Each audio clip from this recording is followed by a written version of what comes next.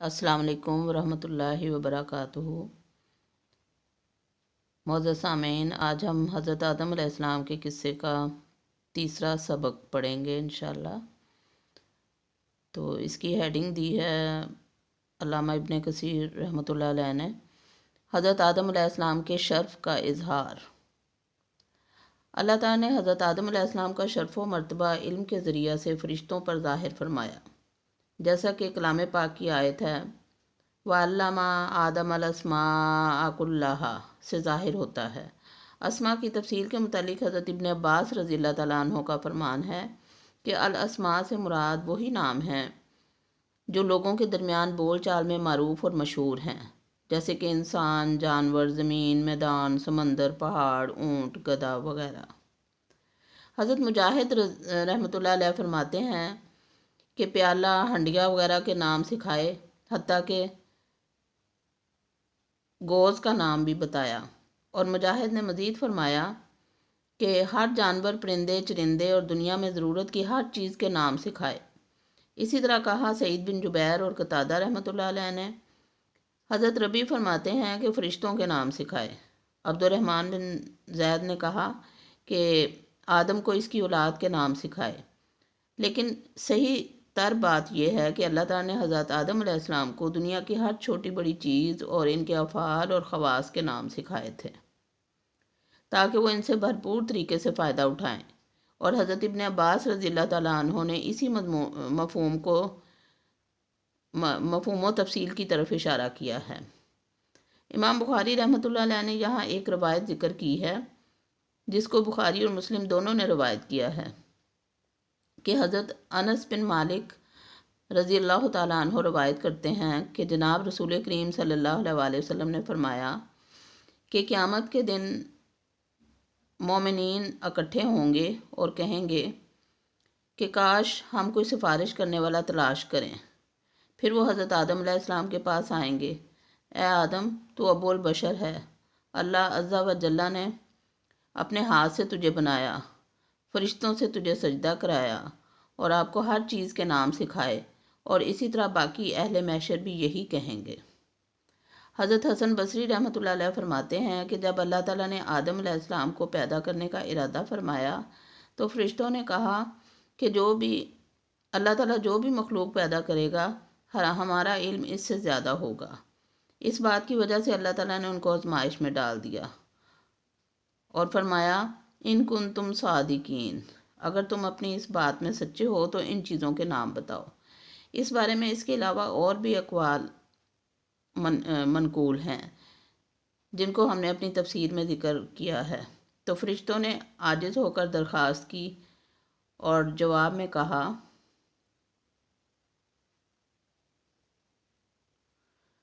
क़ालू सुब्हानका ला इल्मा लना इल्ला मा अल्लमतना इन्नका अंतल अलीमुल हकीम। अल बकरा 32। कहने लगे कि अल्लाह तू पाक है इससे कि तेरे सिखाए बगैर किसी को कुछ इल्म हो जाए, जैसा कि अल्लाह ताला ने दूसरे मकाम पर फरमाया वला युहीतूना बिशैइन मिन इल्मिही इल्ला बिमा शाअ। अल बकरा 255 आयतल कुर्सी। वो इसके इल्म से किसी चीज़ का अहाता नहीं कर सकते मगर जिसको चाहे और जितना चाहे। व आलमु मा तुबदूना व मा कुंतुम तक्तुमून। अल बकरा 33। यानी जैसे मैं ज़ाहिर चीज़ों को जानता हूँ, इसी तरह मुझे हर पोशीदा चीज़ का भी इल्म है। और इस आयत की तफसीर में कौल ये भी है कि मुझे तुम्हारी ज़ाहरी चीज़ों का इल्म है। इससे मुराद फ़रिश्तों की ये बात है कि आता जलू फ़ीहा में युफ़सिदु फ़ीहा, कि तू ज़मीन में फ़साद करने वालों को बनाना चाहता है। वमा तक्तुमून से मुराद इब्लीस का अपने दिल में आदम पर अपनी बड़ाई और फजीलत को छुपाना मुराद है। यही कौल सईद बिन जुबैर, मुजाहिद, सुदी, ज़ुहाक और सुफियान सौरी रहमहुमुल्लाह का है। और इब्न जरीर रहमतुल्लाह अलैह ने भी इसी को इख्तियार फरमाया है। और वमा कुंतुम तक्तुमून से मुराद ये भी है कि जो फ़रिश्तों ने कहा कि अल्लाह ताला जो भी मखलूक पैदा करेगा हमारा इल्म और शर्फ इससे ज़्यादा होगा। अल्लाह ताला ने फरमाया فَإِذَا سَوَّيْتُهُ وَنَفَخْتُ فِيهِ مِن رُوحِي فَقَعُوا لَهُ سَاجِدِينَ، کہ میں جب اس کو اچھی طرح بنا لوں اور اس میں اپنی روح ڈال دوں تو تم اس کے لیے سجدہ کرتے ہوئے گر جانا۔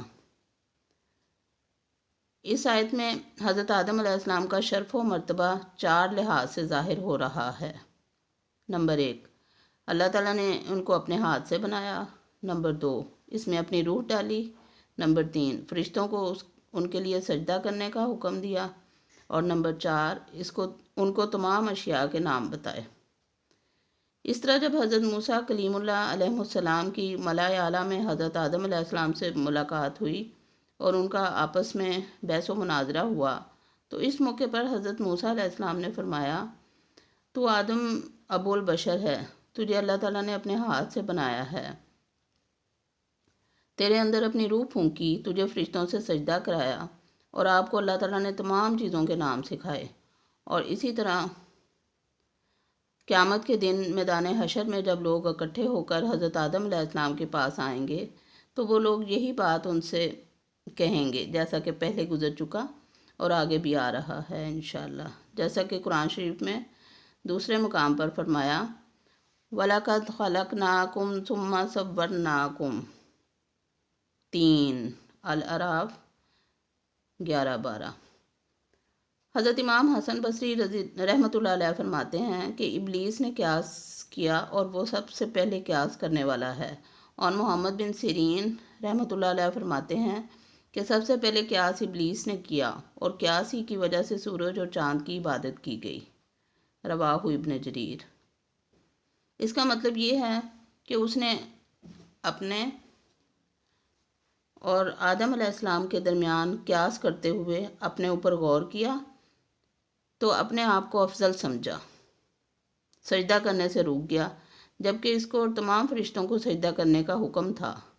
قیاس جب نفس کے معاملے میں ہو تو درجہ اعتبار سے گر جاتا ہے، اور دوسری بات یہ ہے کہ یہ قیاس صحیح نہیں ہے، کیونکہ مٹی آگ سے زیادہ مفید اور بہتر ہے، کیونکہ مٹی میں عاجزی، انکساری، حلم، بردباری، نمو اور زرخیزی جیسی صفات پائی جاتی ہیں، جبکہ آگ میں تیش، تیزی اور جلا کر خاکستر کرنا ہے۔ اور اس پر مزید یہ ہے کہ اللہ تعالیٰ نے حضرت آدم علیہ السلام کو اپنے ہاتھ سے بنانے، اپنی روح اس میں پھونکنے اور فرشتوں کو اس کے سجدہ کرنے کا حکم دے کر شرف فضیلت کا اعزاز بخشا، جیسا کہ سورۃ الحجر میں اللہ تعالیٰ نے ارشاد فرمایا، وَإِذْ قَالَ رَبُّكَ لِلْمَلَائِكَةِ یوم الدین، الحجر 28-30۔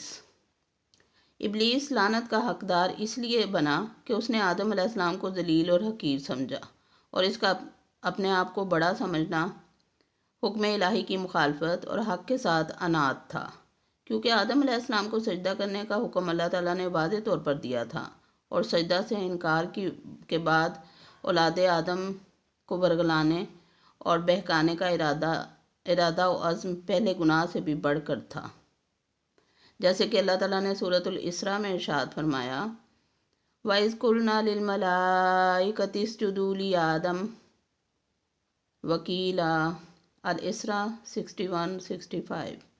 اور جب ہم نے فرشتوں کو کہا کہ آدم کو سجدہ کرو، پس انہوں نے سجدہ کیا، لیکن ابلیس نے کہا، کیا میں اس کو سجدہ کروں جس کو تو نے مٹی سے پیدا کیا ہے اور جس کو تو نے مجھ پر عزت دی ہے؟ اگر تو نے مجھے قیامت کے دن تک مہلت دے دی تو میں اس کی اولاد کو ہلاک کر دوں گا، لیکن تھوڑے لوگ کہ وہ مجھ سے محفوظ رہیں گے۔ اللہ نے فرمایا، دور ہو جا ان میں سے جس نے تیری پیروی کی تو جہنم تمہاری پوری سزا ہے، اور ان میں سے جس کو تو پھسلا سکتا ہے اسے اپنی آواز کے ساتھ پھسلا، اور اپنے سوار اور پیادہ لشکر ان کے خلاف اکٹھے کر، اور ان کے اموال اور اولاد میں ان کا شریک بن، اور ان کو وعدہ دے، اور نہیں وعدہ دیتا شیطان ان کو مگر صرف دھوکہ دینے کے لیے۔ بے شک میرے بندوں پر تیرے لیے کوئی غلبہ نہیں ہوگا، اور تیرا رب کارساز ہے۔ سورہ کہف میں اللہ عز و جل نے فرمایا، جب ہم نے فرشتوں سے کہا کہ آدم کو سجدہ کرو تو انہوں نے سجدہ کیا، لیکن ابلیس نے سجدہ نہ کیا اور وہ جنوں میں سے تھا۔ پس اس نے اپنے رب کے حکم کی نافرمانی کی۔ کیا تم اسے اور اس کی اولاد کو میرے سوا دوست بناتے ہو؟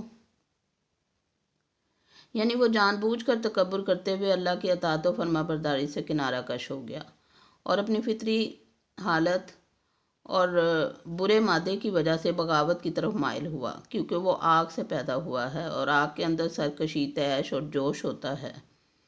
جیسے کہ حضرت عائشہ رضی اللہ تعالیٰ عنہ سے مروی ہے کہ رسول اللہ صلی اللہ علیہ وسلم نے ارشاد فرمایا، فرشتے عرش کے نور سے پیدا ہوئے ہیں اور جن آگ کے شعلے سے، اور آدم جس مٹی سے پیدا ہوا اس کی وضاحت تمہارے لیے کر دی گئی ہے۔ امام حسن بصری رحمۃ اللہ علیہ نے فرمایا کہ ابلیس ایک لمحہ کے لیے بھی فرشتوں میں سے نہیں تھا، اور شہر بن حوشب فرماتے ہیں کہ وہ جنوں میں سے تھا۔ جب انہوں نے زمین میں فساد برپا کیا تو اللہ تعالیٰ نے ان کی طرف فرشتوں کا ایک گروہ بھیجا، تو انہوں نے جا کر کچھ کو قتل کیا اور کچھ کو سمندروں کے جزیروں کی طرف دھکیل دیا۔ ابلیس کو قید کر لیا گیا، فرشتے اس کو آسمان کی طرف لے گئے تو وہ وہاں ٹھہرا رہا۔ جب فرشتوں کو آدم کے لیے سجدہ کرنے کا حکم ہوا تو ابلیس نے سرکشی کی، سجدہ کرنے سے انکار کر دیا۔ حضرت ابن مسعود رضی اللہ تعالیٰ عنہ، حضرت ابن عباس رضی اللہ تعالیٰ عنہ اور دیگر صحابہ کی جماعت اور سعید بن مسیب اور دیگر اہل علم نے کہا ہے کہ ابلیس آسمان دنیا میں فرشتوں کا سردار تھا۔ حضرت ابن عباس رضی اللہ تعالیٰ عنہ فرماتے ہیں کہ اس کا نام عزازیل تھا، اور ان کی ایک روایت کے مطابق حارث نام تھا۔ النقاش نے کہا کہ اس کی کنیت ابو کردوس تھی، اور ابن عباس رضی اللہ تعالیٰ عنہ سے بھی یہی مروی ہے کہ وہ فرشتوں کی ایک جماعت میں سے تھا جس کو جن کہتے ہیں۔ یہ جنوں کے نگران تھے۔ ابلیس ان کا سردار اور علم و فضل میں اور عبادت میں ان سب سے برتر تھا اور 4 پروں والا تھا۔ اللہ تعالیٰ نے اس کو اس کے مکر اور حسد کی وجہ سے شیطان مردود بنا دیا۔ تفسیر طبری جلد 1 صفحہ 178۔ اور سورہ سعاد میں اللہ تعالیٰ نے ارشاد فرمایا، وَإِذْ قَالَ رَبُّكَ لِلْمَلَائِكَةِ إِنِّي خَالِقٌ أَجْمَعِينَ۔ اور اس وقت کو یاد کرو کہ جب تیرے رب نے فرشتوں سے فرمایا کہ میں مٹی سے ایک انسان بنانے والا ہوں، جب میں اس کو اچھی طرح بنا لوں اور اس میں اپنی روح پھونک دوں تو اس کے لیے سجدہ میں گر جانا۔ پس سب فرشتوں نے سجدہ کیا مگر ابلیس نے سجدہ نہ کیا، اس نے تکبر کیا اور کافروں میں سے ہو گیا۔ اللہ تعالیٰ نے فرمایا، اے ابلیس، تجھے کس چیز نے روکا تھا کہ تو اس آدم کو سجدہ کرے جس کو میں نے اپنے دونوں ہاتھوں سے بنایا؟ کیا تو نے تکبر کیا یا تو بلند مرتبہ والوں میں سے ہے؟ اس نے کہا کہ میں اس سے بہتر ہوں، تو نے مجھے آگ سے پیدا کیا اور اس کو مٹی سے بنایا۔ اللہ تعالیٰ نے فرمایا کہ تو اس جنت سے نکل جا، بے شک تو راندہ ہوا ہے اور قیامت والے دن تک تجھ پر میری لعنت ہے۔ اس نے کہا کہ اے میرے رب، ان کے دوبارہ اٹھائے جانے تک مجھے مہلت دے۔ اللہ تعالیٰ نے فرمایا کہ وقت معلوم دن تک تجھے مہلت ہے۔ اس نے کہا، اے رب، مجھے تیری عزت کی قسم، میں ان تمام بنی آدم کو ضرور گمراہ کروں گا، مگر ان میں سے جو تیرے مخلص بندے ہیں وہ محفوظ رہیں گے۔ اللہ تعالیٰ نے فرمایا کہ یہ بات سچ ہے، اور میں بھی سچ بات ہی کہتا ہوں کہ ضرور تجھ سے اور تیرے پیروکاروں سے جہنم کو بھر دوں گا۔ اور سورۃ الاعراف میں اللہ تعالیٰ نے فرمایا، قَالَ فَبِمَا أَغْوَيْتَنِي أَكْثَرُهُمْ شَاكِرِينَ۔ شیطان نے کہا، چونکہ تو نے مجھے گمراہ کر دیا ہے اس لیے میں بھی ان کو گمراہ کرنے کے لیے تیرے سیدھے راستے پر بیٹھوں گا، پھر ان کے پاس ان کے آگے اور پیچھے سے آؤں گا، ان کے دائیں اور بائیں طرف سے آؤں گا، پھر تو ان میں بہت سو کو اپنا شکر گزار نہیں پائے گا، یعنی اس سبب سے کہ تو نے مجھے گمراہ کر دیا ہے میں ان کے لیے ہر گھات کی جگہ پر بیٹھوں گا اور ان کے پاس ہر جہت سے ہر طرف سے آؤں گا اور پوری کوشش کروں گا ان کو بہکانے کی۔ اب وہ آدمی نیک بخت ہے جو ابلیس کی مخالفت کرے اور جو اس کے پیچھے لگے وہ بدبخت ہے۔ اور امام احمد نے سیرت ابن ابی الفاقہ سے روایت کی ہے کہ میں نے رسول اللہ صلی اللہ علیہ وآلہ وسلم سے سنا، آپ صلی اللہ علیہ وآلہ وسلم نے فرمایا، شیطان ابن آدم کے لیے اس کے راستوں پر بیٹھتا ہے۔ تبری جلد 8 صفحہ 100، اور اس میں پوری لمبی حدیث موجود ہے۔ وما علینا الا البلاغ۔ اللہ حافظ۔